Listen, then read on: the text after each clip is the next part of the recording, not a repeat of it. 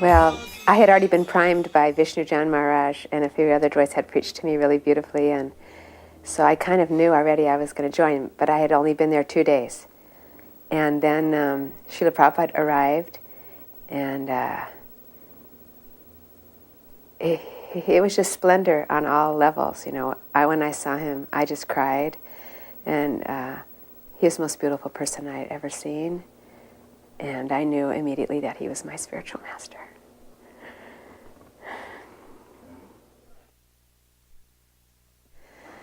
Well, we went to Hawaii to train up some of the book distributors. At that time, we had figured out how to sell books in many, many languages and international people. And so it was very exciting because we were able to distribute books to countries that nobody could go to. And Srila Prabhupada heard about this, and he was excited about it. And while I was in Hawaii, I used to go to the airport every day wearing a sari and tilak. And one day I was coming home from the airport, and I was walking across the lawn, and Prabhupada was up on the balcony of his room, and he saw me. And so then he called over Upendra, who was acting as his servant at that time, and he said, "So she is coming from preaching?" And he said, "Yes, Prabhupada, I think she's coming." Prabhupada said, I would like to speak with her. Would she like to come up? So Upendra, who was my friend, he ran down the stairs, and he goes, "Mula, Prabhupada's asking if you'd like to talk to him in his room right now." Well, my hair was standing in all directions. I had had a long day at the airport, and I was very nervous, but I went up the stairs, and I didn't know what to expect. And Prabhupada was sitting there alone in his room at that desk that's still there now. And first I paid my obeisances, and I sat kind of near the back, and Prabhupada kept motioning for me to come closer and closer. And so finally I was scooted up quite close to where he was, just next to his desk on the floor. And Prabhupada said, "So, tell me about the preaching. Tell me about Sankirtan. How is it going?" And so I started to talk a little bit. First I was very nervous. I was choking, and I just said, "Well, Srila Prabhupada, people are taking your books. They like your books." He goes, "Yes? They are liking?" I said, "Yes, Srila Prabhupada. And not only people in America, but people from all over the world." He goes, "Well, tell me, what kind of people? What kind of people did you distribute to today?" So I said, well, I was straining my brain. Teachers and students and lawyers and mothers and old people, just every kind of person. And he said, more people? So I was like trying to think of more people, and he was leaning over. He was very excited to hear. And he said, "And what are they saying?" I said, "Well, they say that they're interested in this kind of knowledge." He goes, "Well, what do you say?" And I said, "Well, I say that, it's transcendental knowledge. You can't find it in any other book. It's very, it will make you happy. It's about God and about love of God," like that. And he said, "Yes, this is very nice." He says, I know what I want you to say." And so he called for his servant, and the servant came, and he asked him to bring Bhagavatam 1:1. And then he pulled open to it almost immediately, just knew exactly where it was, and he opened it up, and he opened up to that verse that says, "This Bhagavat Purana is as brilliant as the sun, and it has appeared just after the departure of Lord Sri Krishna, accompanied by religion, knowledge, etc. Persons who have lost their vision due to the dense darkness in this age of Kali shall get light from this Purana." And he said, see how beautifully Srimad Bhagavatam sells itself. He says, anyone who heard this from Srimad Bhagavatam itself, they would think, I must read that book, I must. He said, so that's what you can need to tell the people. You just tell them straight from Srimad Bhagavatam. He said, I am very excited myself when I read this Srimad Bhagavatam, so certainly they will be as well. So then he said, and what countries are you distributing to? So I started listing all the countries I could possibly think of that we had ever distributed a book to. And he was saying, more. And I told the story already about going across the Iron Curtain. I remember telling that. And then he was just saying, He goes, I am sitting here in my room and I am absorbed in writing these literatures. And he goes, and I am thinking all the time while I am writing these literatures how they are being received by the public. He said, this book distribution, it's not just book distribution, but it's also popularization of this transcendental knowledge. He goes, so I want it to be popularized everywhere, and I want it to be distributed very nicely so people will appreciate. So while we were talking, Prabhupada was like, it was quite a question and answer kind of thing, and I was very young in those days and very enthusiastic, and my technique for distributing books was that if people would talk, sometimes I would interrupt them. So Srila Prabhupada was kind of talking, and then at one point he was asking me some question, and he kind of leaned back. He was dressed, he had no shirt on, he just had his cloth on, and it was a sunny, beautiful day, and he was so beautiful, and he was sitting like this, very sweetly and very ecstatically, just leaning back, and then he'd lean forward, his eyes would get really big, and he would ask these questions. So at one point, he leaned back, I think he was thinking, and he started a question, and I just interrupted him and finished the question for him. And just at that moment, there was one sannyasi who was one of his servants who just happened to be walking by, and he heard me do it, and he went, like, and I thought, oh no, I was so embarrassed. And I closed my mouth and I just kind of looked at Prabhupada, but Prabhupada was just kind of like finished the sentence again and clarified it. And so then we were talking more back and forth, and he was telling me all these sweet stories about salesmanship and about women and about preaching, and just very beautiful, sweet things, and a few things about himself when he was preaching. And then he started to say some comment, and it was a very deep comment. And he started, and he just hesitated for a second, and I just interrupted again. And this time I was really wrong, too. I interrupted, and I said something that wasn't what he wanted. So he kind of went, like, kind of shocked, because it wasn't what he was going to say.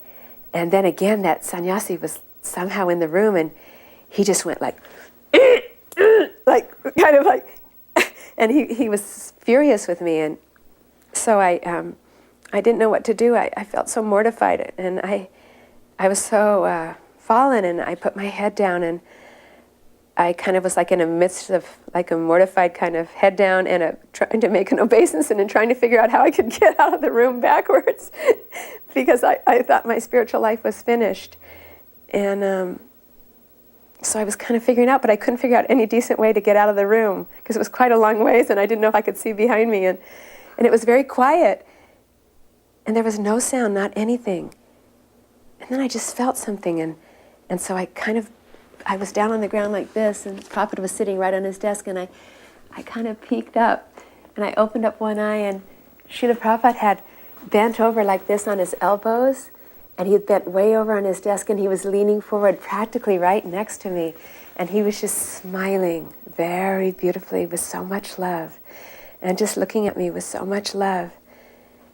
And I kind of didn't say anything. And then Prabhupada said to the servant who was also standing there, he said, "Just see, she is so enthusiastic." So that was a great, enormous delivery of mercy, which I shall never ever forget. So as we were talking like that, Srila Prabhupada looked like a young boy. He was so beautiful and brilliant and very enjoying himself tremendously. And I also was enjoying myself. And I was giggling too. I don't remember what was so funny, but it was very joyful. And then there was a bang on the door, a couple bangs on the door, and the door opened, and in came some of the temple managers and GBCs from that area, and a few other people, and they all came in. It was kind of heavy duty, walked in and said, "Prabhupada, we have some issues we need to discuss with you." And immediately, Prabhupada's face just fell, and he took away his hands like that, and he kind of got like this in his chair, and then he looked over at me, and he kind of shrugged like this, like kind of sadly, like that was over. Our conversation was over. And then he he began to talk to them, and then at one point, they were talking about other things, and then at one point he asked one of them, "So how is your college preaching going?" And that devotee said, "Oh, Prabhupada, we're very much liking the preaching." He goes, "I am hearing about it." And he said, "I'm hearing very many good things about the preaching." He pointed over to me. And then he said, "Tell me, tell me." And so the devotee started to tell, but he said, and Prabhupada goes, "And how are the books going?"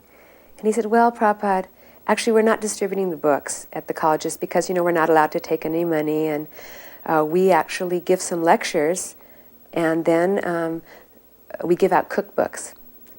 And Prabhupada said, "I have not written any cookbook." "Did I?" He said, "Have I written any cookbook?" And they said, "Well, it's been put together. It has some little bit of philosophy and stuff like that." And Prabhupada says, "Why do you think I am staying here day and night writing and writing? Because I want these books to go out." He said, "So you may give one lecture, but the chances are that it will go in one ear and go out the other ear. But," he said, "if you just even give them one book of mine," he said, "it will stick." And then at that point he just said, "Okay, everyone out." He said, "I'm tired, I need to go. We can discuss these things later." And then as he was leaving, then I also was like paying obeisances, and I was also leaving. And then Prabhupada turned to me, he said, "Thank you very much." The first time I was in Vrindavan, and Srila Prabhupada was there, and he would take his morning walk every morning. And there was a crew of us. I was just a newcomer. I didn't know anything very much at that time about cleaning his rooms. And it was very fastidious. And the girl that was in charge, she knew every little thing, every tiny thing to do. And there was a short time, he took a short walk. So she told me, "Oh, you can do the upstairs where his little desk is," and sometimes he took prasadam up there. She goes, "Because that's just the tiniest, smallest little area, so you can do that part." And I was nervous, but she said, "All you have to do is the desk. You don't even have to do the floor. Someone else will come do that. You just do the desk, and remember to put everything back the exact way you saw it, and clean it perfectly."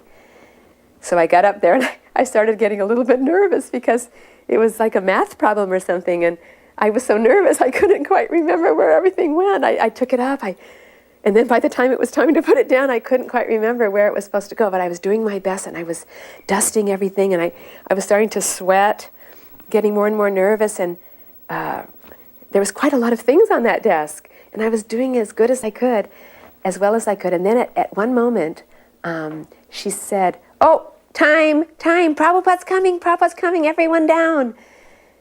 So I had a terrible feeling like I hadn't really had even a good look at what I had done or not done. And I felt incomplete, but anyway, I had no choice. I ran down the stairs, and then I was standing by the side of his room as he went into his room. And I noticed with a terrible sense of shock that he didn't go to any of his downstairs rooms. He went straight upstairs. And then I looked up there, and I could see him going and sitting down at his desk. And within 1 minute, there was this loud, "Haribol! Who has cleaned this room?" And so Devi Shakti ran up there, and then she came back down and she said, "Mula, you really messed up." And I was like, I know, what did I do?" And she said, "Well, Prabhupada noticed immediately that you had put his glass of water in not quite in the exact place, and the little tiny silver cup top that goes on top of his water, you forgot to dust that." So I was amazed at Srila Prabhupada that of all the things that were done in that room, that he had that kind of ability to immediately find that. And ever since then, I've always remembered that standard of cleanliness. And whenever I think I'm cleaning for Srila Prabhupada or for the deities, I remember that, and I know that he's looking and he can see every little thing that might be missed. We didn't so often get invited into Srila Prabhupada's garden for the afternoon darshans, but somehow one time we made some record amount of book distribution, and as a reward we got to go to Prabhupada's garden. So I was sitting there, just a few devotees there. It was a beautiful afternoon, and Prabhupada was very regal, sitting on his dais there. And again, it was an Indian gentleman who walked in at one point, and he was this tall man, and he had a dhoti on, like an orange dhoti, and some kind of a Ivy League shirt with a jacket on. like he was a professor or something like that. And when he began to speak, he spoke like that, like he'd been in the West for a while, and he was trying to integrate whatever little, bit of Krishna consciousness he had brought back from India. But he was respectful to Srila Prabhupada, and Srila Prabhupada was very affectionate to him. And he sat him down right beside him, and he began, in a very masterful way, to discuss with him just very light and sweet things like the weather and, the garden, and just very nice things. And the man was feeling excited. He was kind of talking and saying affectionate things to Srila Prabhupada. And then at one point, Srila Prabhupada said something confronting on one of the things that he had said. He had just said some kind of impersonal thing, and Prabhupada caught him on it. And I can't remember what it was exactly, something about Krishna being a person. And the man, he kind of was balking at that. And then Prabhupada started to get a little heavier about him. He goes, "You don't know that Krishna's a person, the Supreme Personality? This is all Krishna's. None of it is yours." And then the man was kind of like looking around a little for some moral support to us, and we were all just sitting like that. And then Prabhupada just decided to give that man a huge dose of mercy, and he began by getting heavier and heavier with him and just saying, "You are thinking that you are some professor, let alone some sannyasi." He goes, "But you are a fool." He goes, "You are nonsense. You don't know anything. How can you masquerade yourself as a professor, as a teacher?" He goes, "You don't even know the simplest things of Bhagavad Gita." And the man goes, "I've read a Bhagavad Gita." And Prabhupada said, "No, you haven't." He goes, "I know for sure that you haven't." He goes, "You don't know the simplest things." He goes, "You are a fool, and you are a rascal." And the man goes, he was like extremely shocked. And he kept kind of looking over it. And for some reason he looked at me, I guess just because I was a girl or something. And he was like, and I just kind of like I just kept looking at Prabhupada. And so he kept looking back at Prabhupada, and he had nowhere to go. And so at a certain point, Prabhupada just kind of leaned over and he says, "You are a nonsense and a fool, super fool, and you are a demon. You're a demon." And at that point, the man, something kind of happened where he just broke. And he just went, "Yes, I am demon. I am. Oh, I am a nonsense. I'm a rascal. I'm a demon." And then Prabhupada just kind of looked at him kind of happily, like shook his head like that. And the man went to pay obeisances at Prabhupada's feet in the dirt. And he paid obeisances, and he started to kind of cry. And he said, "I am demon. I am nonsense. I am demon." And he was kind of like doing this kind of kind of like rolling around kind of a little bit by Prabhupada's feet. And then Prabhupada, just like the most magnificent swan or king, he just gently pulled his feet away, stood up, and just walked out of there. Walked out with his head held high, just very regally, and just walked out. And a few of the sannyasis and people left with him. And there was just a couple of us left in there. And we were just stunned. We were watching this man. And he continued. He didn't even realize that Prabhupada was gone. He had his eyes closed, and he was going, "I'm demon, demon. I am such a demon." And then after a little while, he kind of realized that, where he was, and he kind of shook himself off from the dirt. He kind of sat up, and he looked around, and he kind of looked at us, and he had this blissful smile on his face. He was kind of smiling like at each of us with this very kind of innocent, beautiful face, and he said, "Jai, Jai, Hare Krishna." And then he walked out the other door. And that was the end of that. And another wonderful experience I had, this was in Los Angeles when we used to clean Srila Prabhupada's quarters. And this was in the later years. I had the privilege of cleaning Srila Prabhupada's bathroom. So I got all the nectar, like we got the eucalyptus twigs, and we used to go around the bathtub ring, and we'd take the bathtub leftover of his mustard seed oil, and that would be a delicacy, which we would take ourselves very greedily and also distribute, and any other little kind of things that were left around in the bathroom. So one day I was cleaning and feeling very blissful, and I was singing and very absorbed, and it had been a kind of a nice morning, but then it had started to rain. But I didn't know that, and Srila Prabhupada came back early, and everybody else seemed to have somehow gotten down those stairs, but I didn't get to go down the stairs. And there was only one way down out of Prabhupada's room, were those stairs. So I was just finishing up the floor of his bathroom, and I realized that I was stuck. And I didn't know where to hide because I was right on that little landing there. So I kind of squeezed myself into the corner, and I kind of put my head down. And Prabhupada came up the stairs very vigorously. And he was talking to one gentleman. And it was some Indian gentleman, I don't know. I don't recall anything about him. He was just, maybe he'd been on the morning walk. And they were discussing, and at one point, Prabhupada was asking him some questions about Krishna. And I think the man had said something about the sunrise being very beautiful. And then Prabhupada said, yes, it is somewhat beautiful. He goes, but it is Krishna's sunrise. He said, and Krishna is so beautiful. Krishna is so beautiful. And then he just kind of stopped. He was standing there, and he just kind of stopped. He said, even one tiny ray emanating from the tiniest of his tips of his toenails is 1,000,000 times more effulgent and beautiful than anything in this world. And then he was so full of that vision. It was just sitting there in the room. It was very intense. And then he said to the man, you don't know?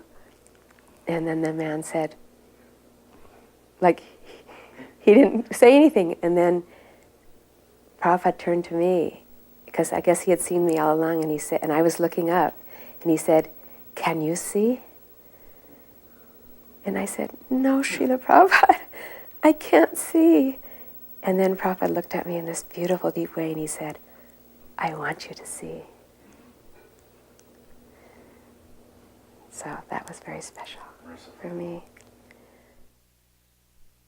I was in Mayapur, and one day this gentleman, this old Vaishnava, I don't know that he must have been a Gaudiya Vaishnava. Anyway, he came to the Pujari room. He was looking for someone to talk to, and he was holding this Back to Godhead magazine. And he said, is anyone here who is disciple of Bhaktivedanta Swami Maharaj? And a few of us said, well, we are. He said, oh, I have to tell something really special. And he was very excited. He said, I have been the Pujari at Advaita Acharya's house in Shantipur. You know that beautiful house where it's like a temple there now. He said, and for many years I served there in very humble capacity of doing the artiques and taking a little bit care of guests. And he said that many years ago, when I was young, I used to notice that there was this one Grihasta gentleman that would come, and he would sit in the back of the hall, and in a very sober and quiet way, he had his japa beads, and he would chant japa, and I would notice that he would weep, that he would be weeping, very much weeping. He says, so because of that, I didn't want to disturb him, but I would notice him, and whenever he would come, I would be so happy to see him. My heart would fill with joy. He said, and I would always try and give him some Mahaprasadam or some little thing, but I never asked who he was or anything like that. He said he always moved with great determination. And he was came in a very determined way, and he left in a very determined way. Sometimes he would stay almost all afternoon and just chant. And he said, and then after some time, I noticed that he didn't come anymore. He said, I looked for him, but he didn't come. And then he said, after a few years, one day I was doing my seva, and I noticed there was someone sitting in the exact place where he used to sit in the back, who was chanting like him, but he was wearing saffron robes. And he said, I looked quite closely, and I recognized that it was my old friend, the man that I had always watched. And he was chanting in that same way, but even more deeply, and weeping, so much bitterly weeping. He said he was weeping so much that he himself was weeping. And finally, he gathered together some Mahaprasadam, and he waited until that sannyasi was finished, and when he was ready to leave, he came up to him and he said, "Here, you remember me? I brought you some Mahaprasadam, and I'm so glad to see you. I didn't recognize you at first. What is your name? Who are you?" He goes, "I've been watching you for so many years. Who are you?" And then that man said, "My name is Abhay Charnaravinda Bhaktivedanta Swami Maharaj. And I am a humble and very fallen disciple of my most glorious Gurudev, Srila Bhaktisiddhanta Saraswati, Thakur Prabhupada." He said, "And the reason that I've been coming here for so many years is because this is the place where Chaitanya Mahaprabhu and Nityananda Prabhu and Advaita Prabhu used to gather to plan the whole worldwide movement of this Sankirtan mission. They would come here together. This is such a holy place." He goes, "So I have been coming here and I've been praying at the dust of this place and at the dust of their feet for their mercy." He said, "Because many years ago, my Gurudev gave me an impossible mission. He ordered me to go across the ocean and somehow plant this Krishna consciousness, this pure Vaishnava Krishna consciousness on that foreign soil. He goes, I am not knowing how to go, and I am coming here and I am praying for them to give me guidance and inspiration." He said, "And I'm feeling great mercy." He said, "But tomorrow I am actually leaving. I am leaving Bharatvarsha. I am going on a ship. I don't know even which direction it's traveling. I'm going. I have no place to turn. I don't know what will happen except that my Gurudev has given me this order, and the personalities of this place have given me their mercy." He said, "Would you also bestow upon me your mercy?" And so that devotee said, he said, "Oh, of course you have any mercy that I have to give." He said, "I pray that you will be successful." And then Prabhupada said, "May we meet again." And then Prabhupada took whatever little bag he had and he walked away. And so we know from history that that was when Prabhupada had come to leave, and he had come and made one visit to Mayapur and had come there also. And then the next day he left on the ship. Then that man told us, he said, "So I never thought again. I wasn't thinking. I saw so many people, but often I would remember him and wonder how had he done, what had happened to him." He said, "And then I started noticing a very strange occurrence, which was these white Vaishnavas started coming to our little temple." He said, "But I was shy of them. I didn't know what to say. I didn't speak any English." He said, "So I didn't speak to them. I didn't even know where they were coming from or how they had possibly become devotees." But then he said one day, one of them came and gave him one of these Back to Godhead magazines. And so he took it and he opened it up, and it was one of those ones where they had serialized Prabhupada's life. And there was this picture of Srila Prabhupada as a Grihasta when he lived in Calcutta. And he said, "And I see that that is him, and now I am looking here and I'm seeing that the Acharya, that is also him." He goes, "He has done it, my friend." He goes, "He actually did." He goes, "I am so happy, and I just wanted everyone to know about your Gurudev and his glories." This was told by a very, very old man who I met in Calcutta, the grandfather of a devotee. He's an actual ISKCON devotee, initiated in Calcutta, very sweet, took over the family business, quite an industrialist, with so much love for Srila Prabhupada. And he told me, "Oh, my grandfather met Srila Prabhupada when he was a very young man. And he's always kind of telling us little things, but if you came maybe formally, we could hear the whole story about he and Srila Prabhupada." He says, "But actually he's dying of cancer. He's very, very ill. I don't even know if he'll last even a few more days." So we went there to his house, and I have a picture of each person that I took an interview from, and his picture is very touching. He was like his face was eaten away, and yet he had this exquisitely blissful smile on his face. And so this is what he told. He said that when he was a young man, even in college, not even married or anything yet, now he was very old, and he said that he used to walk in Victoria Park every morning and do his daily constitutional walk.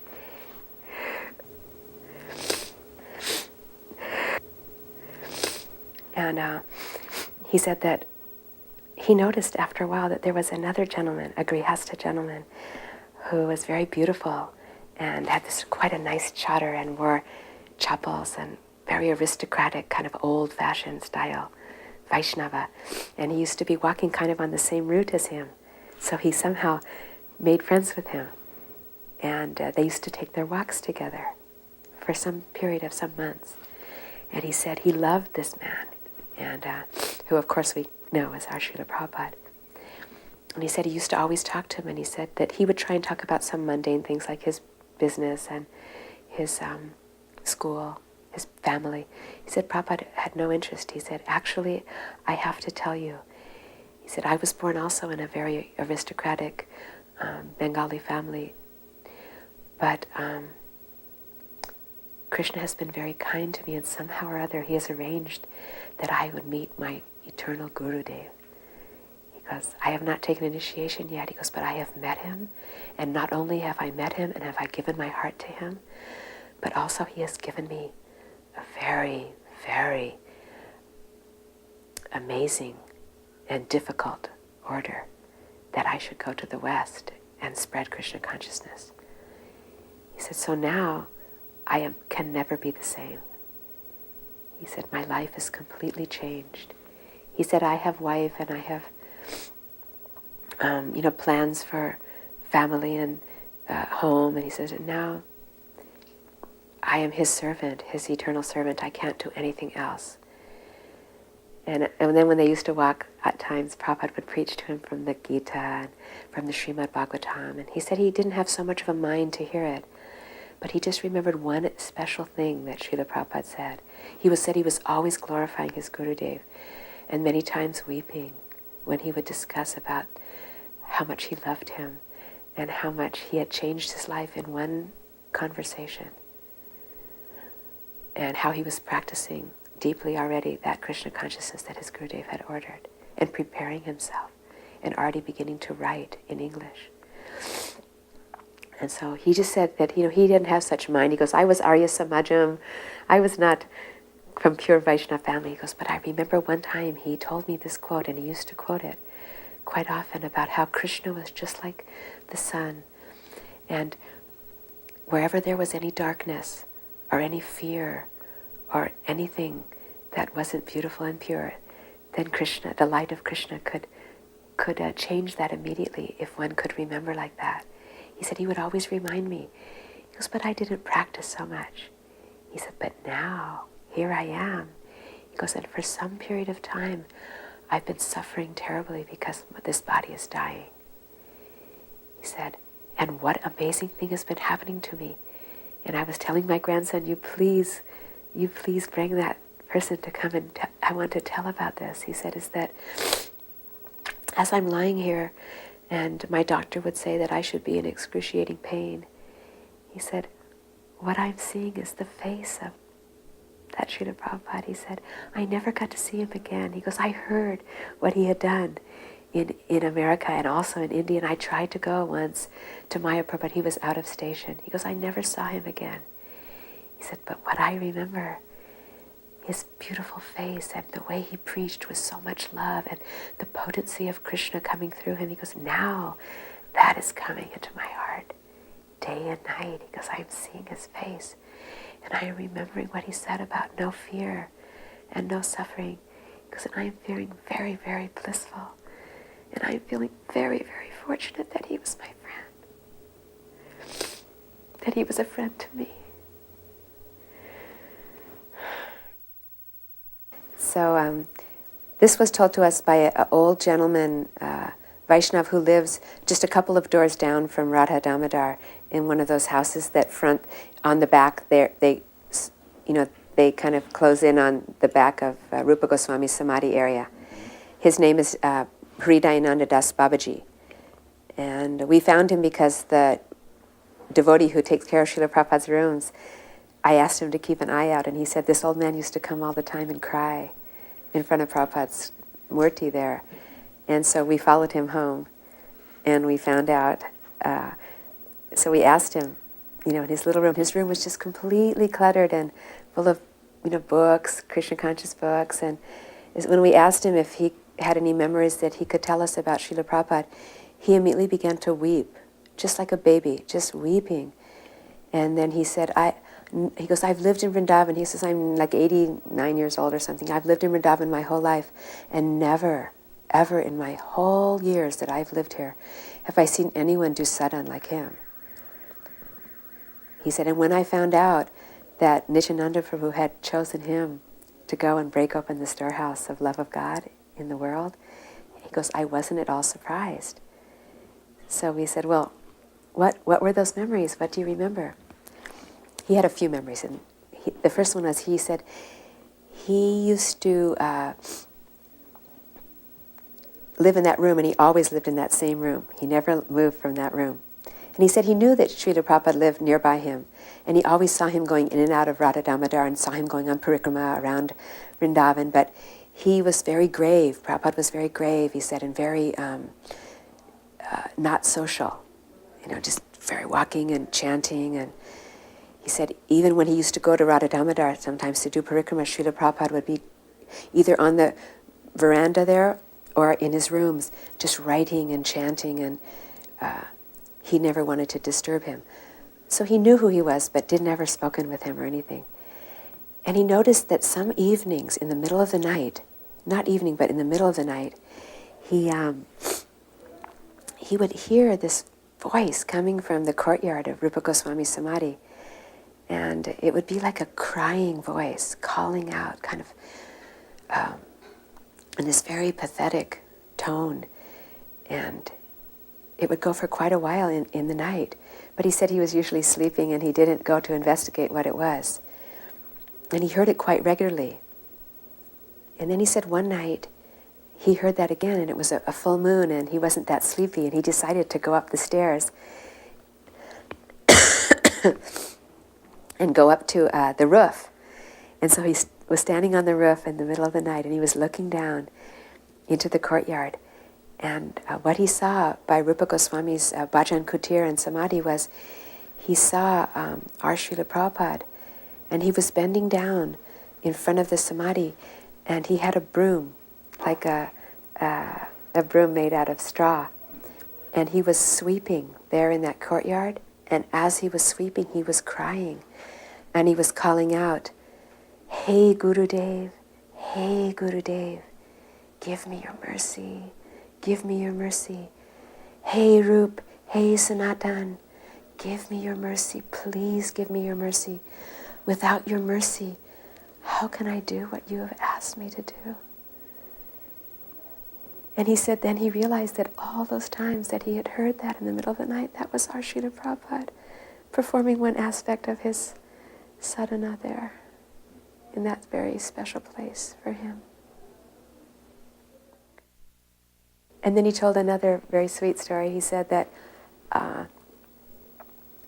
then after that he became attracted to Srila Prabhupada, and he used to come over sometimes and try and figure out ways of getting to listen to him telling nectar and Harikatha. He said Prabhupada would sit out there with some very senior and elder kind of Vaishnavas and Vrijbasis, and they would discuss Krishna consciousness. But it wasn't just that anyone could come, so he would kind of sneak around and try and listen, and Prabhupada noticed that he was sincere, but he used to try and do service for Srila Prabhupada, but he said Srila Prabhupada wouldn't take any service from anyone. Like he would say, "Oh, please let me just do this, let me take out your trash, let me do this," and Prabhupada wouldn't, no need.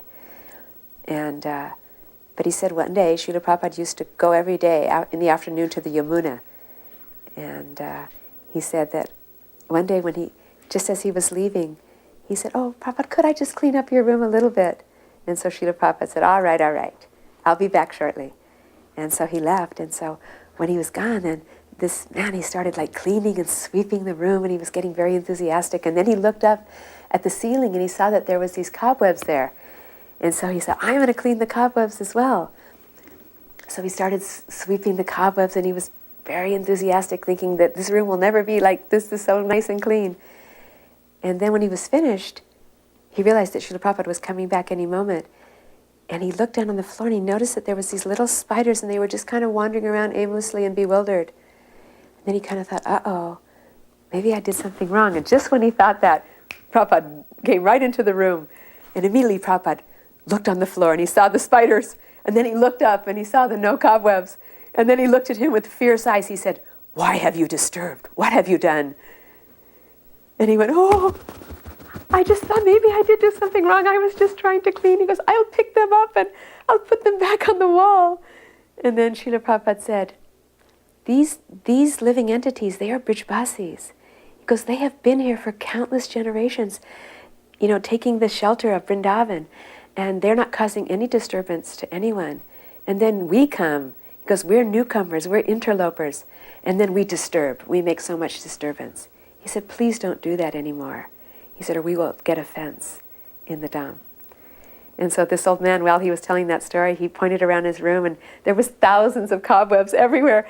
He said, "I am never disturbing anything. I'm always remembering Swami Maharaj's instructions to me." He goes, "I am very blissful." He goes, "Even snake or rat come." He goes, "I will not disturb.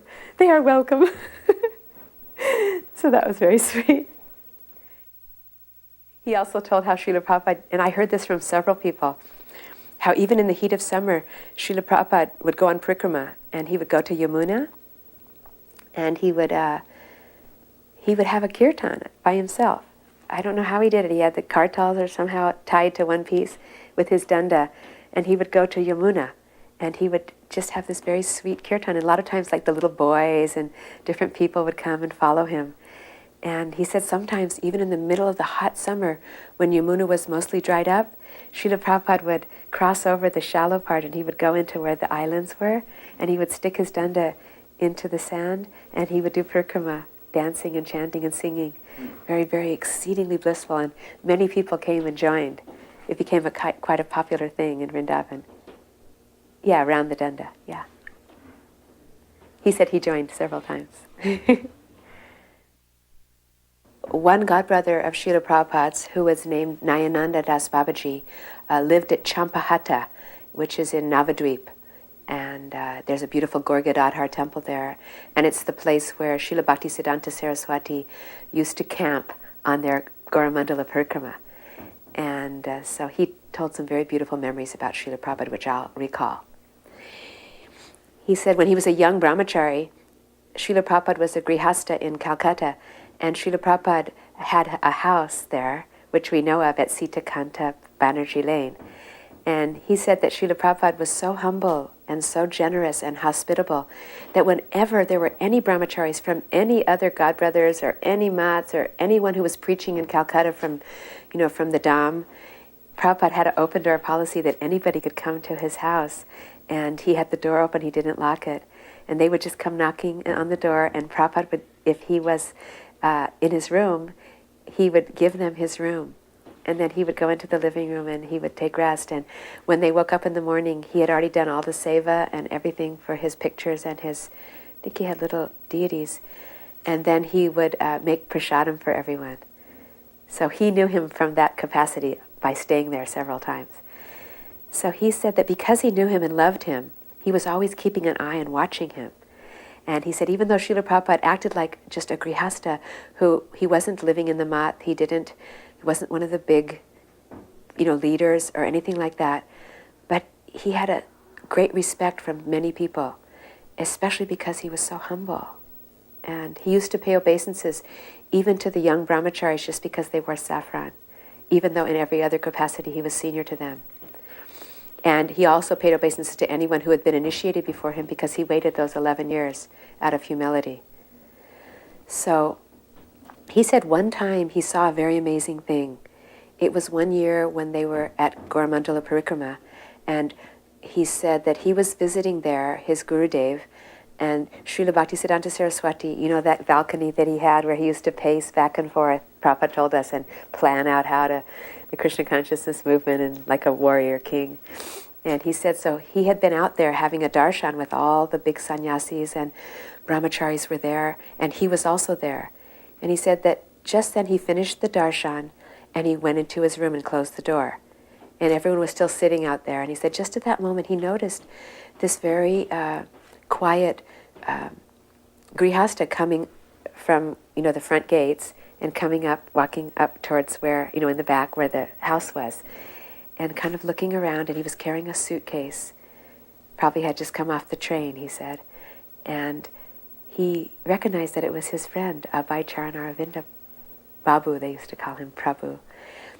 And he saw him, and he was kind of looking around, and then he started to very quietly walk up the stairs. But then he saw that actually his Gurudev wasn't there, and that the darshan was over, and someone said, darshan is over. And so in a very kind of, again, non-invasive way, he just turned around and started, he went like this, gave respects to everyone, and he started walking back down the stairs. And he walked down the stairs, and he was just walking out towards the main temple. And just at that moment, the doors flung open, and Srila Bhaktisiddhanta Saraswati Thakur Prabhupada was standing there. And he looked over, and he saw our Srila Prabhupada walking. And then he said, oh, come, like that. And everyone was kind of looking, what? And Prabhupada himself even looked. And then he saw that his Gurudev was calling him. So he came and he started walking back up the stairs. And all the sannyasis were crowded around the door. They thought maybe it was more of a darshan. But Srila Bhaktisiddhanta Saraswati went like this. And he kind of made a path between them all. And he called for Srila Prabhupada to come there. And then he brought him into his room, and he closed the door. And Nayananda Das Babaji, who at that time was a brahmachari, said that everyone was very amazed. Even he himself was amazed, but especially the sannyasis who were saying, well, who is he? Why is Gurudev letting him come like that? We haven't seen like that. And we want to go in the room too. And there was a little bit of muttering. But he said he noticed, and he was watching on his clock, on his watch, that he was in there for quite a period of time. Very quiet. No one said anything. And then, just after that, the door opened, and he came out. Our Srila Prabhupada came out. In a very sweet way, he paid respects to each person, like by looking them in the eye and paying respect, looked him in the eye, and then he took his suitcase, and he just quietly walked back down the stairs. Because he had seen that, then he knew that there was something special going on, so he was always keeping his eye on Srila Prabhupada.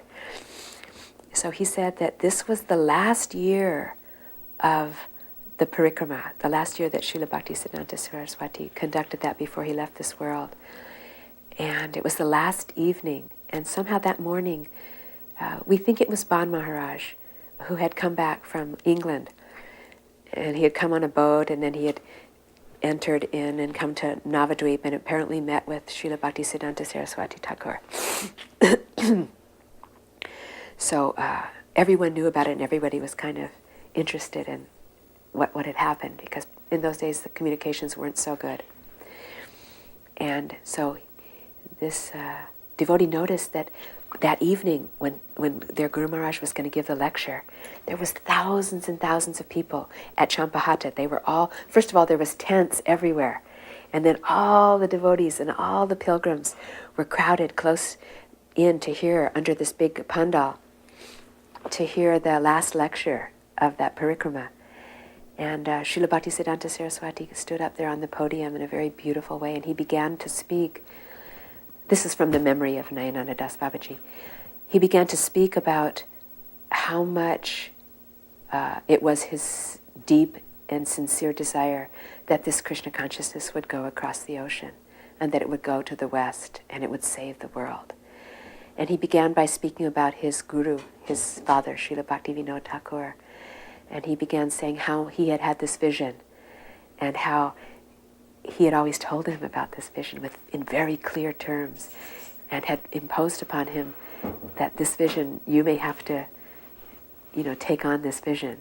If not, I'm trying, I'm sending my books, I'm doing, but this will definitely come to pass. But, you must make it part of your sincerest service.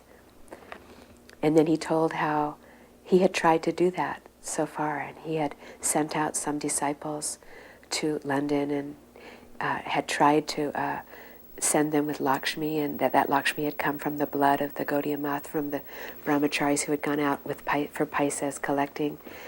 And somehow or other, still after several attempts, it was not successful.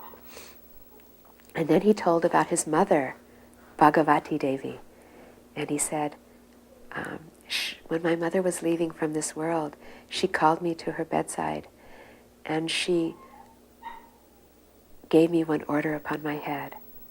She said, your father, he wanted very much that this Krishna consciousness would be exploding everywhere in the Western countries, that it would become so much popular in every town and village. He wanted this and it hasn't yet come to pass, so you do it. So then he spoke out to his audience of disciples and followers and he said, so I am beseeching you, this is the order upon my head. He said, and I'm asking each and every one of you to also make it your service as well. But then he did something very amazing. He started to scan the audience. And Nayananda Das Babaji said that he was like very far on this side of the audience, but he noticed that behind him was our Srila Prabhupada, who was then still a Grihasta. And he noticed it because he had waved to him and everything. And he was behind him, though, and to the side. So he said that Srila Bhaktisiddhanta Saraswati, Prabhupada started like just looking in the audience very deeply like this. And then when he got over to that side, he stopped. And almost like a radar, he just started staring. And at first, Nayananda Das Babaji thought he was looking at him. And so he kind of went, and then he realized, no, it wasn't me. And he looked behind him and he saw. And he said he thinks he was maybe the only person that saw because he knew that personality of our Srila Prabhupada. He said he saw that Srila Bhaktisiddhanta Saraswati's vision, his eyes, were locked with our Srila Prabhupada's in a very deep, deep glance with each other. He said it was so deep you could almost cut it. And then he said that Srila Bhaktisiddhanta Saraswati, Prabhupada then turned and he looked back into the center and he said the whole front was filled with saffron and all the sannyasis and all the great preachers and everything. And he said, but he goes, I have a prediction. He said, I want to make one prediction. He said, I predict that the next one of my disciples who travels across the ocean, however long in the future that may take, that disciple, he'll bring back the whole world. He heard someone calling out his name, Abhay Charnaravinda. But he was already a sannyasi, so he didn't use that name anymore. And so he was thinking, who's calling me like that in the middle of the night? So he didn't get up at first, he was just writing, and then later he kept hearing that voice, so he went out and he went into the courtyard of the deities, but he didn't. Then he heard the voice coming from by where the samadhi of Srila Bhaktisiddhanta Saraswati is. And so he paid obeisances at the different samadhis, and then he was paying obeisance at his Gurudev's samadhi, and then he had some Swarti Darshan of Srila Prabhupada, Bhaktisiddhanta, wherein Srila Prabhupada asked him, I am calling you? He goes, but why are you still here? I've asked you to go to... he goes, I've asked you to go to the West. Why you haven't gone? And then Prabhupada said something like, well, I'm trying so hard to go. And then his guru said, why do you think I have named you Abhay Charnaravinda? Because you are fearless, because you have taken shelter at the lotus feet of Krishna. So don't worry. He goes, it's all been arranged. You just go. And then Prabhupada said something like, but I'm not seeing the path yet. I'm not seeing a facility. It hasn't come. And then Srila Bhaktisiddhanta Saraswati said something like, I have the exact words here, something like, he goes, don't you know that it's already all been arranged? He goes, for so long, across the ocean, there are so many of them, and they have been calling for you, and they have been crying for you. So you must go. Now is the time. Now is the time. He says, so just begin. Don't even hesitate. Just begin, and it will be revealed to you how to go. So apparently right after that, Srila Prabhupada packed up from Vrindavan, and he went to Delhi, and he used to go like in this very humble, kind of like a beggar, like a sannyasi beggar way. He would go to all these like Arya Samajam and just different groups and civic groups, and he would speak and say, my Guru Maharaj has given me this mission, and he has told me that somehow or other it's been arranged. So I'm just waiting to find the person who he has talked about, who's helping to arrange this. So if there's anyone in this audience, you please come. And so that was when he met the secretary for Sumati Maraji, and he gave him a letter of introduction, and then he went to Bombay. This I heard at both. I heard from some devotees from Saraswat Mat and from Devananda Gaudiya Mat that when Srila Prabhupada came back, I think it was the first time. Yeah, the first time when he just had, what was the name of that devotee? Ramanuja, and maybe it was Achyutananda with him. And so he visited both of his old friends, Srila Keshava Maharaj and Srila Sridhar Maharaj. And he brought that reel-to-reel tape recorder too, and he had it blaring really loud. And the devotees would come from far and wide and just mesmerized. They would just be stunned and crying and amazed that this was really true, that it actually had happened. And so that first evening that he came back at Devananda Gaudiya Math, he told when he gave that lecture that night, and many people who were brahmacharis then and now sannyasis remembered that, what he spoke. They said that he spoke about his preaching in the West and how it had happened and how he had started it, and how at first he had tried so many different ways to preach to this kind of audience and that kind of audience, but then it became clear that it was the young people who were wandering aimlessly, bewildered and disenfranchised from their families, who Chaitanya Mahaprabhu had his eye on. And he said that he began to sing in the park, and he said that it was so awful what he saw going on in the park that he would close his eyes and just chant very, very deeply and meditate on Nityananda Prabhu and the mercy that was coming. And then he goes, so first 1 or 2 came, and then 5, and then 10, and 20, and 100, and 200. He goes, and now it's a waterfall of them coming. He goes, but in the beginning, each and every one of those jivas, those young boys and girls from the wealthiest country of America, I had to drag them with my own hands out of the gutter. Before Srila Bhakti Kamal Madhusudan Maharaj took sannyas, his name was Narottam Das Brahmachari, and he was well known in Srila Bhakti Siddhanta Saraswati's preaching force as one of the great preachers. He was a young boy, very beautiful and very enthusiastic, and traveled all over India, used to convert whole towns and villages, to bring them to his guru. So he was well known as one of the fiery, successful preachers. So he told this memory that one time he was in Bombay, and they had a little Gaudiya Math there. Actually, Srila Prabhupada helped in establishing that in some ways, along with Srila Sridhar Maharaj. And when he used to go to Bombay, he was very active in that. And so at that time, Srila Bhaktisiddhanta Saraswati Prabhupada came for a darshan, for a visit to that little temple.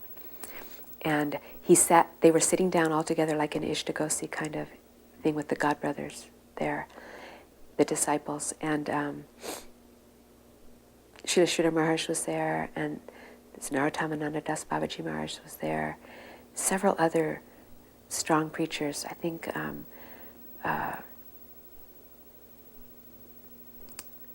what's his name? Bhakti Saranga Goswami Maharaj also was there. And our Srila Prabhupada as Abhaycharan Aravinda Prabhu was there. So they were talking with their Guru Maharaj, and he was again speaking about this order to go to the West. So in quite a strong way, he was saying, so I have ordered, and I want, who here will go? I'm wanting someone very strong preacher, one of our strong preachers to go. So he turned to Srila Sridhar Maharaj and he said, so, you are topmost, of our scholars and very senior. You can go to the West, you're qualified. And then in a very humble way, Srila Sridhar Maharaj explained, the exact words are written, but I don't have them, how his nature was not so much forward-going, but more, how did he say? Reserved. And also he couldn't so much understand the inflection of the Westerners and in their English, because they were used to very proper British English, and we were, like Americans, and so he wasn't sure he could do like that, and so he was just saying, I don't know if I can do like that. And then their Guru Maharaj turned to this Narottam Das Brahmachari, and he said, "Oh, so you go." He goes, "You are a very active preacher. You have been so much success everywhere. I am hearing about this many people, taking Harinam, and so many people by your hand. So I want you to go." And so then Narottam Das Brahmachari, he began to, he fell down at his Gurudev's feet and he began to weep. And he said, "Oh, Gurudev, please don't ask me to go." He goes, "I'm just a little boy. I'm just so young. I'm like your son. If I had to go away to the West all by myself, I would die. I would die of missing you. I don't have the strength. It's not in my capacity to do it." He said, and then Gurudev was kind of like rubbing his head, and he said, oh, don't think like that, don't worry. He said, no, please. He goes, "And if you give me that order and I fail, then I will fall down forever. I couldn't please you." He goes, "But here I know I can please you. But there I don't think." And he was weeping like a little baby. He was telling his disciple. And so then Srila Bhaktisiddhanta Saraswati was embracing him with love. And then he said, he looked up and then he looked over at across the table where our Srila Prabhupada was sitting, and he said, "Anyway, no worry. No one need to worry." He goes, "Abai Babu, he will do it." So that devotee remembered that very deeply, and he said he never forgot that. And so when it actually happened, he had one more realization of his Gurudev's omniscience and also of Srila Prabhupada's potency.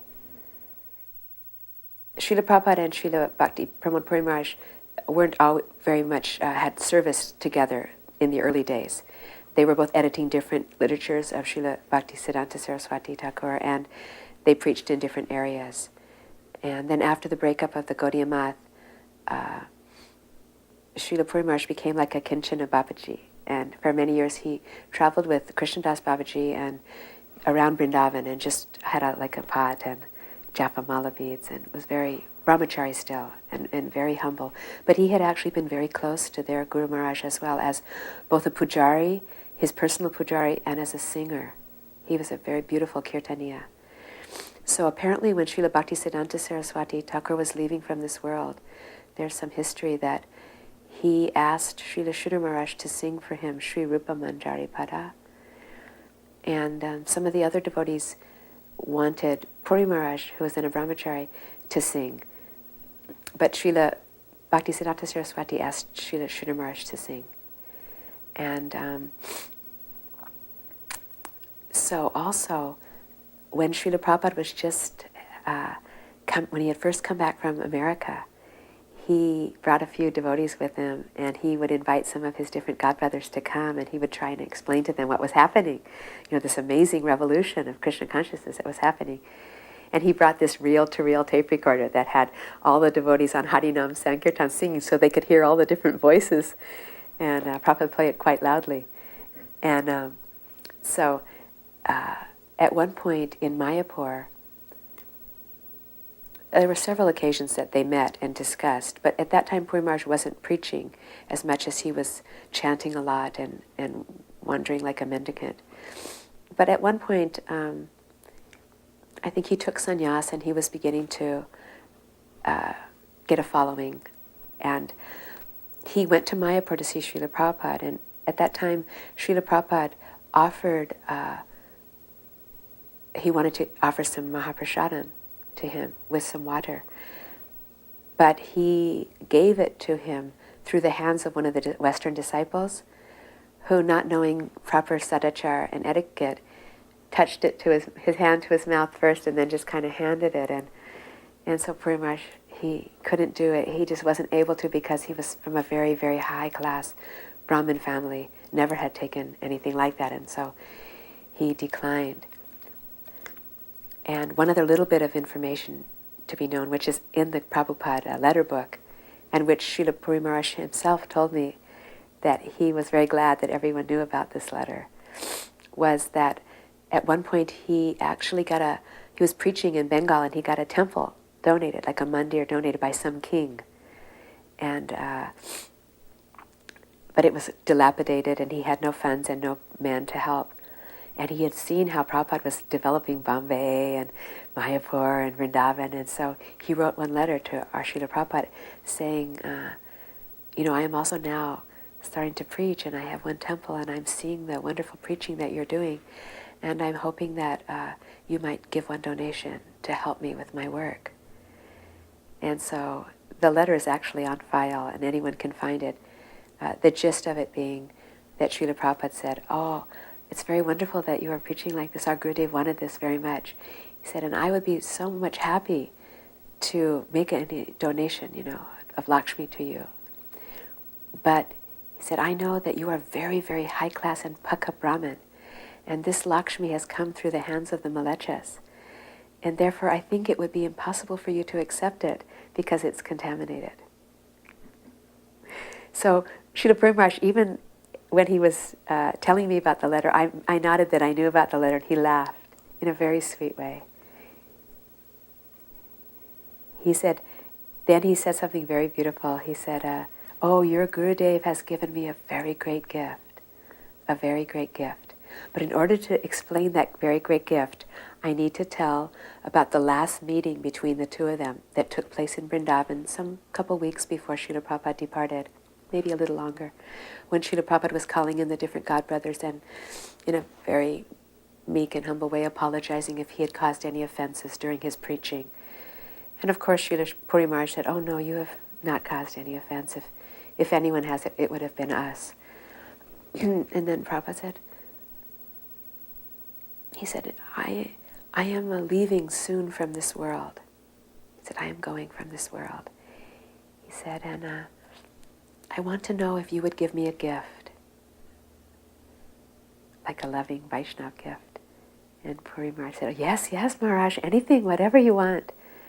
And Srila Prabhupada said, I am leaving soon, and I wanted to go on parikrama of Govardhan and Vrindavan Dham, Braj Mandala. He goes, I wanted to go on this parikrama, but I've not been able to go. He said, and I remember when our Guru Maharaj was leaving from this world, and you wanted to sing for him, but you weren't able.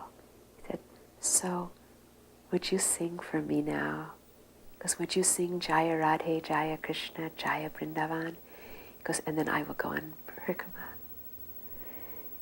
So Prabhupada closed his eyes, and Srila Puri Maharaj closed his eyes, and he sang that. And Prabhupada went on parikrama. And tears were dripping from his eyes, both of their eyes, very, very sweetly. And then, when that was over, after a little while, then Srila Prabhupada said, oh, my dear godbrother, he goes, now I'd like to know if I can give you a gift. So Puri Maharaj said, yes, Maharaj, anything, whatever you do, give, I will take. So Prabhupada whispered over to one of his servants, and in a few moments he came back carrying a plate of Mahaprasadam from Krishna and Balaram, from Radhashama Sundar. And that boy started to hand it to Puri Maharaj, and then Prabhupada put his own hand on there as well, and he said, please don't be shy to take. I am giving, I am touching with my own hand. You please take. So Puri Maharaj said that it was halava, and he just took some halava, and he said that when he took that halava, so much mercy came into his heart, so much deep, deep realizations and mercy. And so now I'll tell you what he said to me. Because he couldn't speak so well, they had been giving him oxygen and everything, but he wanted to say this, and even though they had been trying to block anyone from coming in the room, when he found out that he wanted this to be known in the world, first he just started to weep, and he was rubbing my head and saying, oh, your Guru Maharaj is so wonderful. He is so doyal, he is so mercy. He said, you are so fortunate. He goes, he pleased our Guru Maharaj more than anyone could ever imagine. Oh, how he pleased him. And then he said, and he also gave some mercy to me. He said he helped me in a very special way by his gifts. He said, And because of those gifts, I also was able to do some little service in this regard of my Gurudev's desire to spread Krishna consciousness all over the world. He said he did everything, but I got to do some little only because of his mercy. He said he taught me that all jivas, no matter what their birth and their disqualification, are qualified to take Krishna consciousness. He said all jivas. Doesn't have to be Brahmin, doesn't have to be from India. He said he taught me that by his special agency of his gifts. And then he began to weep and weep. And then he was just going, Doyal, Doyal, his mercy, his mercy. There's some very beautiful stories about Srila Sridhar Maharaj and Srila Prabhupada. One was told to me by one servant of his, Srila Sridhar Maharaj, is that when Srila Prabhupada first came back from America, he had written one telegram to Sridhar Maharaj that he would be coming on the so-and-so day, but he didn't say when or what train. So the servant noticed that Sridhar Maharaj, all day he was highly excited and walking up and down on his balcony and waiting and looking and craning his eyes, not taking prasadam or anything, just waiting. And apparently sometime in the late afternoon, they heard a creaking at the gate, and Prabhupada came with one or two young boys with him, Westerners, carrying their luggage. They had just gotten off of one rickshaw. And they came to the gate, and Prabhupada opened the gate. And when he saw Srila Sridhar Maharaj on the balcony, because he could see, he dropped his suitcases and he began to run towards the stairway. And then Srila Sridhar Maharaj also began to run down the stairway. And then they both ran as fast as they could, and when they met in the middle somewhere, they grabbed each other, and then they started going for touching each other's feet, and who could touch each other's feet, and then they were just touching each other's feet and holding each other's feet and weeping and embracing each other. So there was some beautiful friendship there. This is a memory told to me by Srila Govinda Maharaj, the Acharya after Srila Sridhar Maharaj of the Chaitanya Saraswat Math in Navadvip. And he was a young boy at that time, a student of Sanskrit. And Srila Prabhupada had that house that we talked about at Sitakanta Banerjee Lane in Calcutta. But he also had next door to that, it was like a little bit of a duplex, long buildings, narrow buildings. He had his pharmaceutical company there where he used to make up his formulas and do his business. And above that was a little two-room kind of apartment where he had given that to Srila Sridhar Maharaj as a Gaudiya Math. And whenever Srila Sridhar Maharaj came from Navadvip, they would have programs then. Srila Prabhupada knew so many people in Calcutta, he would organize all these programs. Srila Sridhar Maharaj didn't like to come to Calcutta, but Prabhupada would often beg him, and he would say, "Oh, he's pulling me, I don't want to go." And Prabhupada would always plan these big programs. So Govinda Maharaj at that time was a brahmachari, wearing saffron, but he said he didn't know anything. And he was just a student. But Srila Sridhar Maharaj, when he would leave, he would ask Srila Prabhupada to give him classes in English in his Bhagavad Gita as it is, because Srila Prabhupada at that time, I guess, was working on that. And so he said he got to be the first student because he couldn't understand anything hardly. But he said Prabhupada would give these very beautiful long lectures, and he was trying to learn English as well. And he said that actually he helped him in that way because he was such a wonderful teacher. But he said that whenever Srila Sridhar Maharaj would come, then Srila Prabhupada would become quite excited. And as soon as he did his morning program at his house with this family who wasn't interested as much, he would come next door. And then he and Srila Sridhar Maharaj would sit there and they would begin to have Bhagavatam class. And they would start out and they would keep going and going in this full nectar of just more and more Krishna Katha and, beautiful philosophical, deep discussions. And they were both so absorbed that sometimes the whole morning and even part of the afternoon would go by. And Prabhupada, many days, never even got around to opening his pharmaceutical business because they were too absorbed in Krishna consciousness. And Govinda Maharaj said that he didn't used to like that so much because he didn't get prasadam. And he would just be sitting there kind of nervously and waiting for them to be finished so he could eat.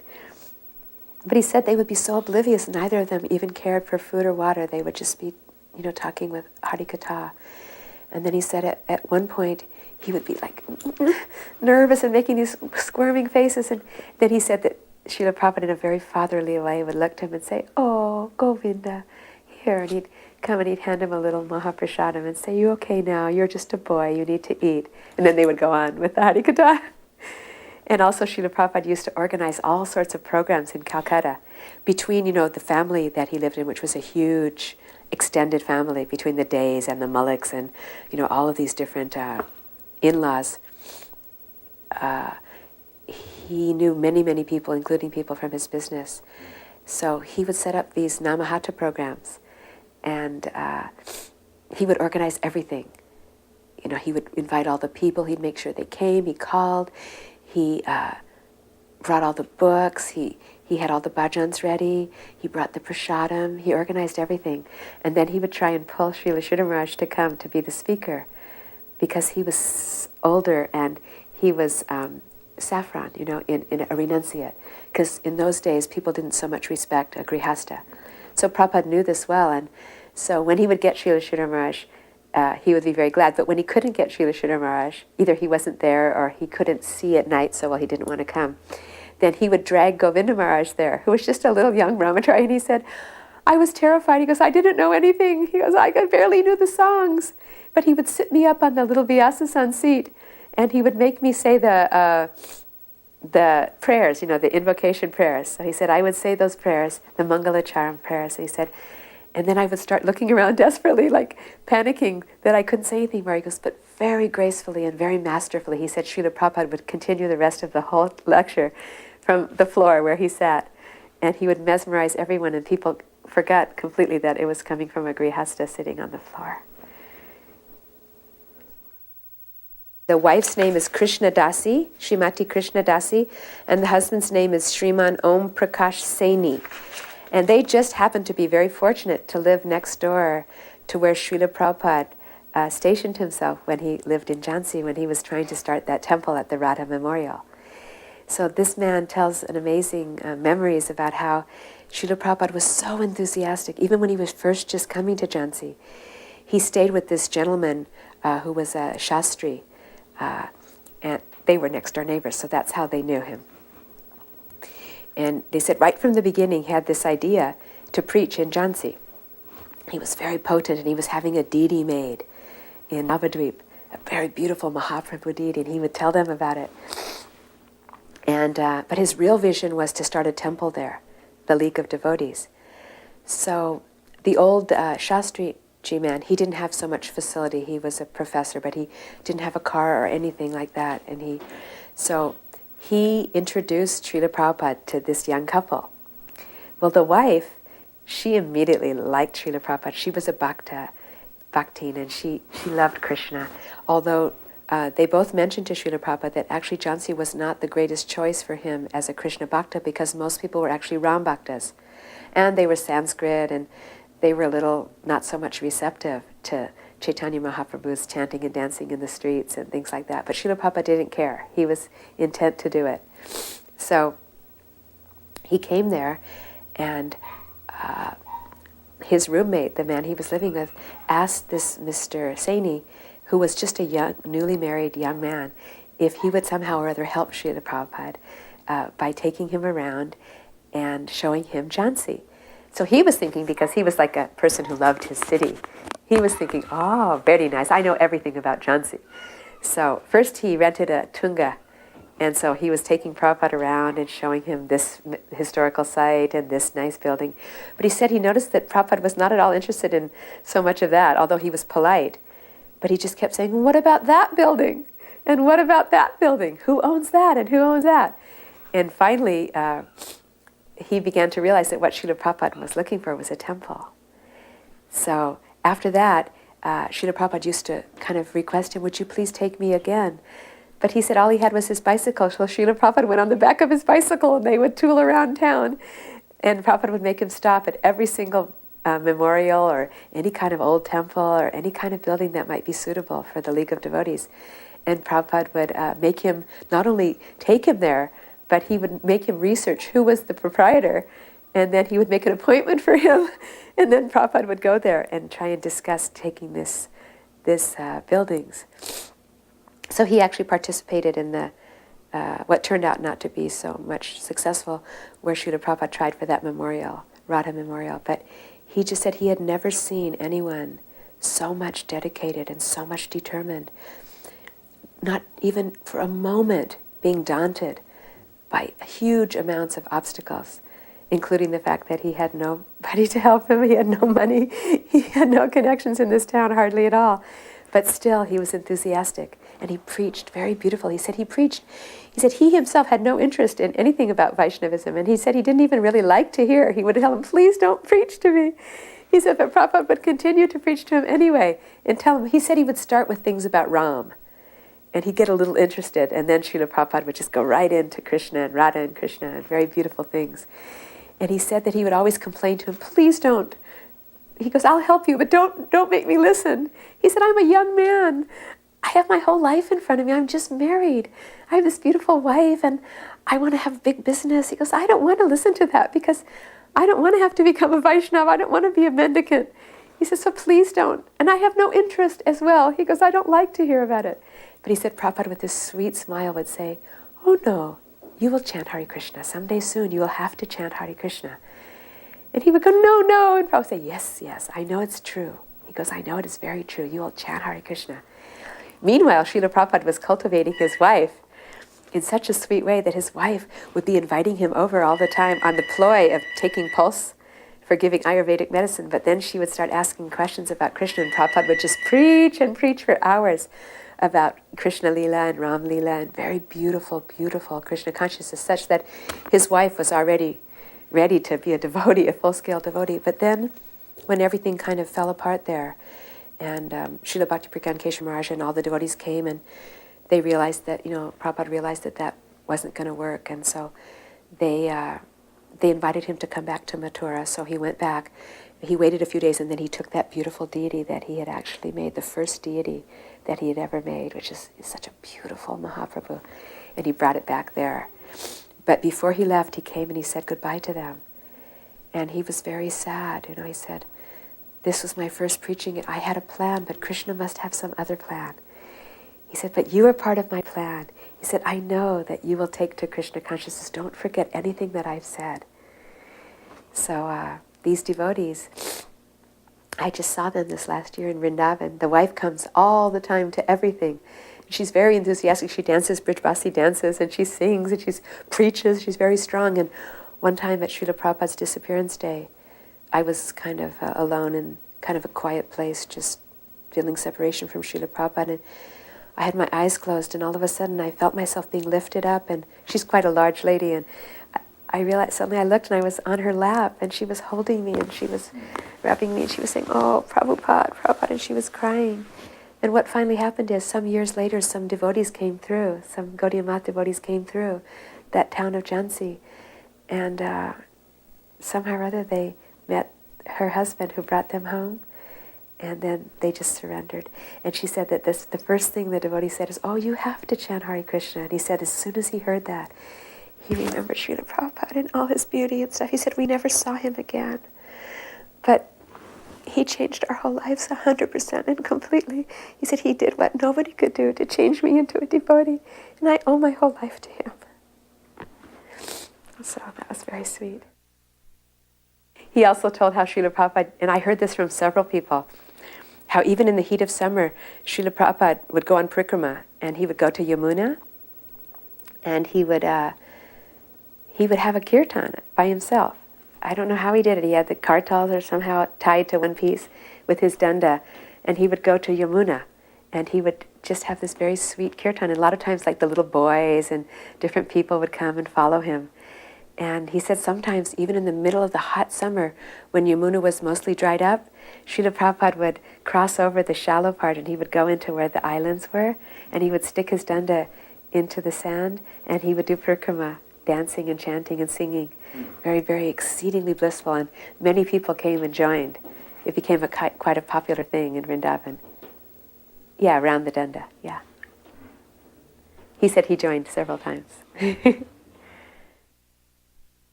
This is one very sweet memory that some brahmacharis told me about Srila Prabhupada in Delhi.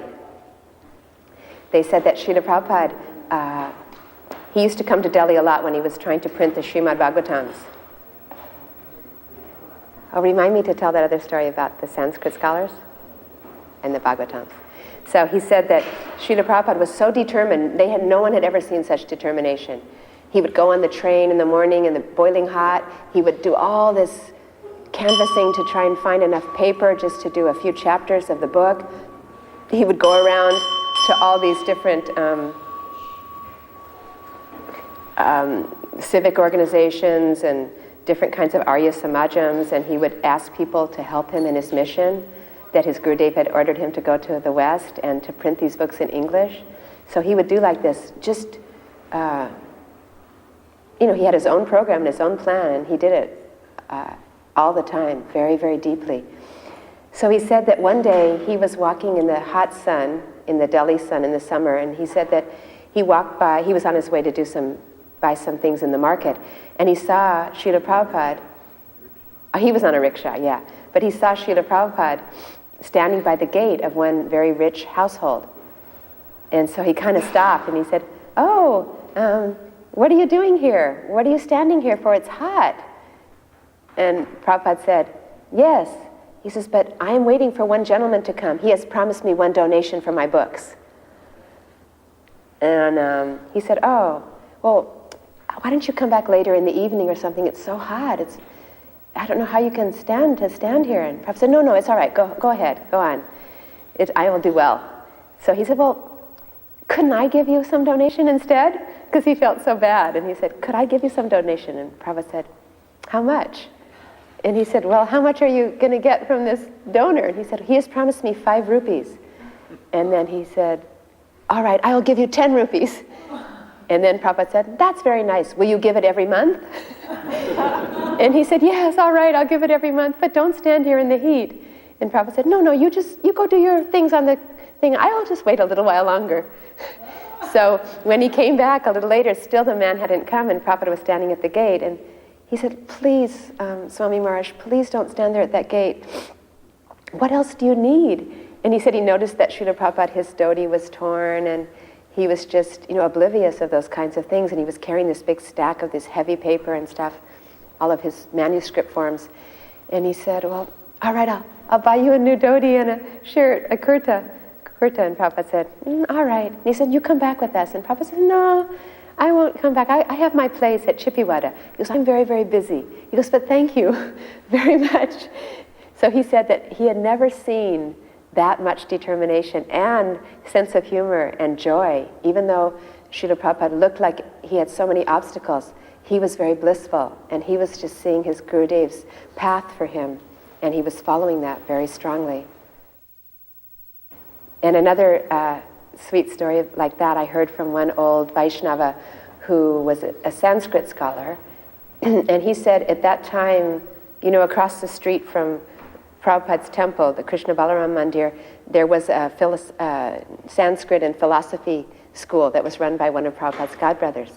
So in those days, a lot of the devotees were writing literatures, and they used to get together and they'd have like a writer's kind of support group where they would bring their Sanskrit and bring what they were writing and help each other if they had any kind of questions, technical things and things like that. So they said that Srila Prabhupada used to come all the time, and he would bring his manuscripts and he would read them in English, and very few of them even spoke English, but he wanted some help sometimes with the Sanskrit. And so he said that they weren't very keen, none of them, because they were high-class Brahmins, were very keen on anybody, let alone Srila Prabhupada, going across the ocean to the West, because it was considered a contamination.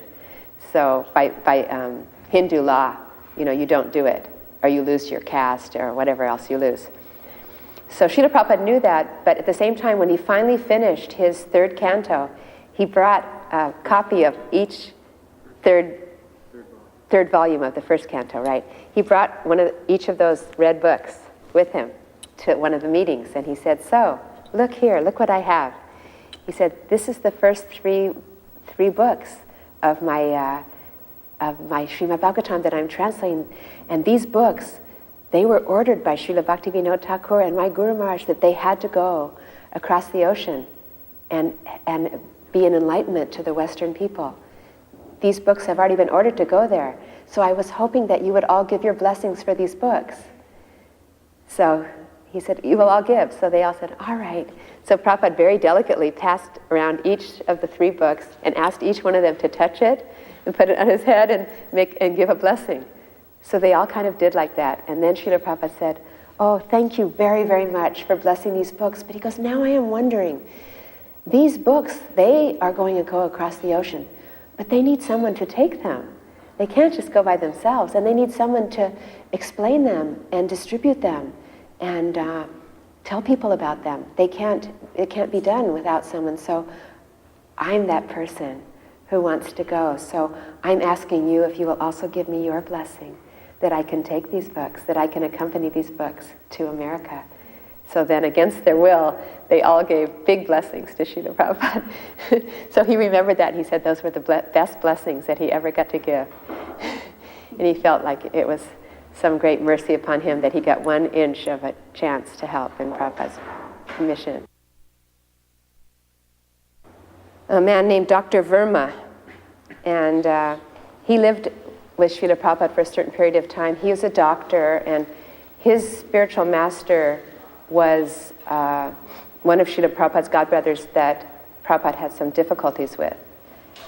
And at one time, Srila Prabhupada wanted to build a temple at Mayapur for the Westerners.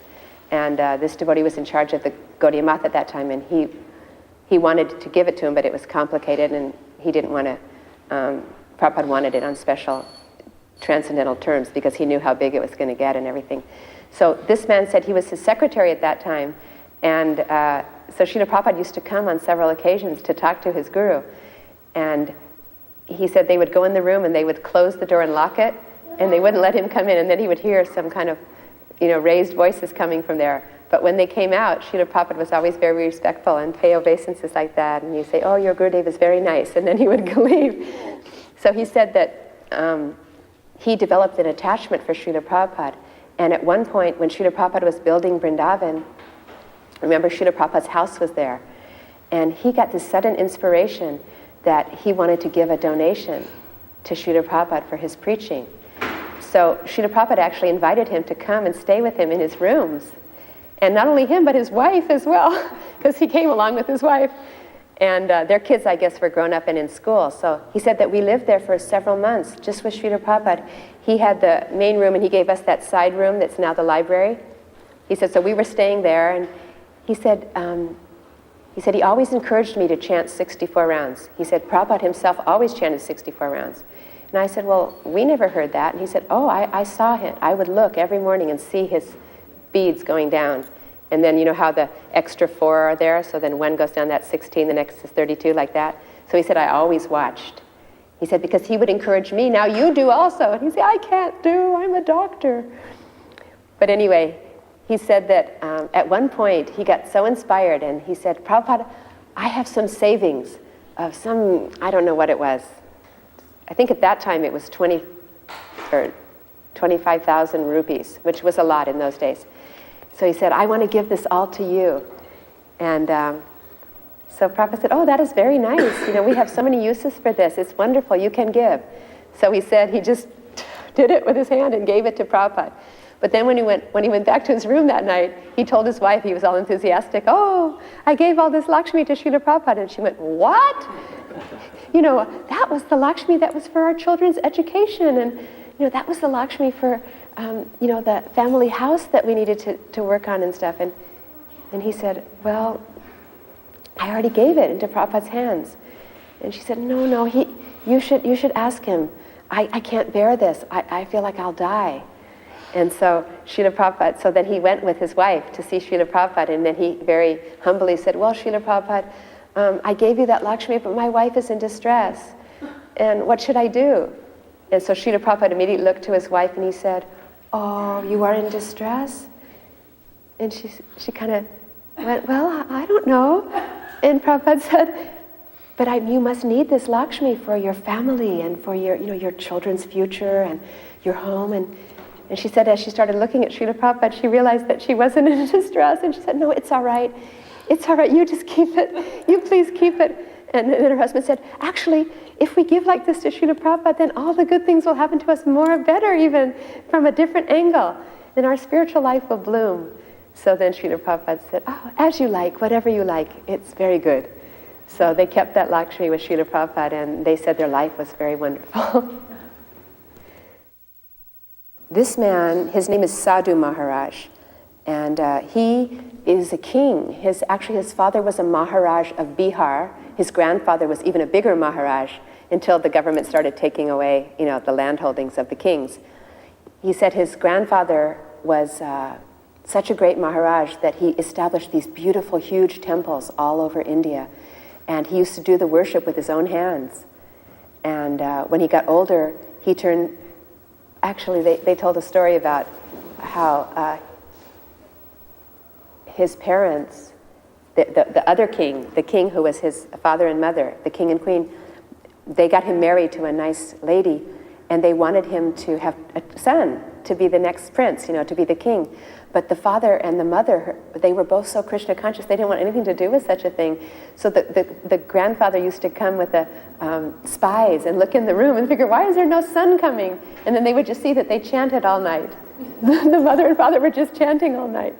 So finally he ordered it. He said, you have to do it. He said, well, I want to go and retire in Vrindavan as a mendicant. He said, all right, you can go, but you have to have a son first.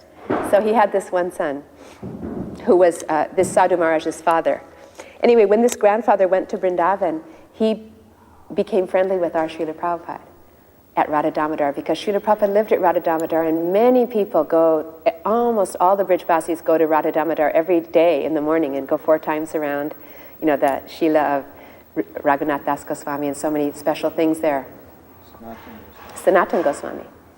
So he said that his grandfather, when he was a little baby, brought him on his grandmother's lap and met Srila Prabhupada. And he said Srila Prabhupada blessed him at that time, you will be a great devotee. But he said he didn't become a great devotee, he became a king. And he said he had to run all this business and take care of all the holdings of the kingdom. And Bihar is quite a large state. And then he had these huge temples in Vrindavan that were for his people when they came on Parikrama. So there was, 20,000 people came at Kartik, and he had to take care of everybody. And so he said that he didn't, he was not so much more involved in his business. And he took initiation from one old Vaishnav saint. I think you can see his picture all over Vrindavan. He was 125 years old, and he had that very amazing smile. What was his name? Radha Govinda Maharaj. Anyway, he had a relationship with Srila Prabhupada that supposedly was quite sweet, but unfortunately he's gone, so I couldn't interview him himself. But he said, this man said that they all saw all the Westerners coming to India, and everyone was amazed that Srila Prabhupada had done that. And his Gurudev would always glorify Srila Prabhupada, saying that he was an incarnation of Nityananda himself. But he said he was very rarely in Vrindavan. He never got to go there or see anything. He was doing business. Then he said in 1977, around November, he came to see his guru, and his guru told him, you immediately have to go to Krishna Balaram Temple at Raman Reti. You have to go there and you have to pay your full respects and honor to A.C. Bhaktivedanta Swami Prabhupada, who I have told you before is an incarnation, no less, if not more, than Nityananda Prabhu. He said, so you immediately go. He said, I'm in a basket, I can't go anywhere, because he was so old. He said, but you also pay respects on my behalf. And so this man came. He was just he said he was dressed not even in devotee clothes, he still had his, business clothes on and stuff. And so he went to the door of Srila Prabhupada's room. And at that time, Srila Prabhupada, they weren't letting so many people in. It was a very quiet time, and Srila Prabhupada was in the room. And many friends used to come there, but a lot of times the devotees didn't know who they were, and they didn't let them come. So he was just humbly standing there from morning until afternoon, until it was getting evening, because his guru had ordered him, so he had to stand there. And occasionally he would say something like, is there any chance that I could see Srila Prabhupada? And they go, no chance, no. And so he'd go, all right. So finally it was getting dark, and he was exhausted. He hadn't eaten or anything, or drank water or anything. He was just waiting there. So finally, he said some nice girl came and he said, is there any chance that I could pay my respects to A.C. Bhaktivedanta Swami Prabhupada? My Gurudev is ordering me. And she goes, well, I don't really think so. And then all of a sudden a voice came from Prabhupada's room saying, who is that, in Bengali? Who is that? And so she just said, well, I don't know. It's some man here. Says he has to talk to you. Prabhupada said, bring him in. So he said he came in, and there was a few disciples, but he said they left. And then he was just alone with Srila Prabhupada. And he said that Srila Prabhupada looked at him really deeply. He said, do you know? And then he mentioned the name of his grandfather. And he said, yes, I know, that's my grandfather. He goes, yes, I was thinking there was some resemblance. He said, I know your grandfather. He was a great soul. He goes, what are you doing? What devotional service are you doing? And he said, well, you know, I'm managing the temples and I'm managing the kingdom. I'm doing all the business. And Prabhupada said, no, what devotional things are you doing? And he said, well, I have some paid priests and they're doing the artiks and things like that. He says, what is this nonsense? He goes, your grandfather himself, who had a golden Rolls Royce, he gave up everything and he came to Vrindavan and never wore shoes, and he did all the puja and all the offerings and took care of those deities with his own hand, never let anyone else do. So what is this of you? And he said he was very embarrassed. He said, well, I don't know how I could do that. And Srila Prabhupada said, you will do it. He goes, and not only will you do it, but one day you will be a great devotee and a great preacher, and you will travel all over the world and preach. And he was thinking, and he said, but I know nothing. I'm useless. I don't even know the philosophy very well. I'm just a king. And Prabhupada said, no, it will happen. He said, you are like my grandson. You are my grandson. You are also my grandson. So he couldn't figure out what that was, but anyway, he went home. Oh, and he gave his dandavats for his Gurudev, and then Prabhupada gave his blessings like that. So he ran home, and when he got home, his Gurudev started jumping up and down in ecstasy, saying, oh, you've got the mercy, you've got the mercy. He said, but I don't want to be a preacher. I am a king, I've got 5 children. How can I give up all of this? He said, but if he gave those words, then that will surely happen. So he said that he kind of forgot about it, although it was kind of always there in his heart that he had been given that benediction by Srila Prabhupada. Oh, and he said that when Srila Prabhupada gave that benediction, he felt like thrills in his body. It was something very amazing that he couldn't really relate to the fact that it would ever happen. So then he said, many, many years later, after Srila Prabhupada was gone and his Gurudev was gone, he was still managing that temple. And one day, into the doors came one of my godbrothers, Paramadwaiti Maharaj, who was looking for some Sanskrit books because they had a library there. So he came in, and the first thing he said when he saw him was, he said, oh, what are you doing? You're the king of Bihar. He goes, I know you are. He goes, so what are you doing here doing all this business? You should become a preacher, and you should travel all over the world and preach. And as soon as he heard that, he said, he was stunned, and he remembered immediately everything Srila Prabhupada had said to him.